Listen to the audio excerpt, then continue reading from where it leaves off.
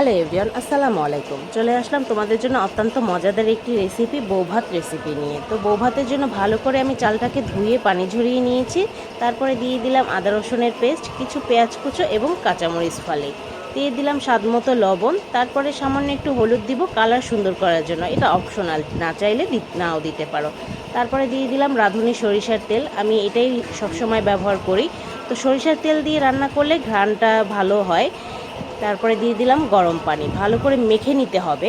যত মাখাটা সুন্দর হবে তোমার রান্নাটাও তত সুন্দর হবে। তারপরে পানি বলক চলে আসলে ঢাকা দিয়ে আমি 5 থেকে 7 মিনিট রাখবো।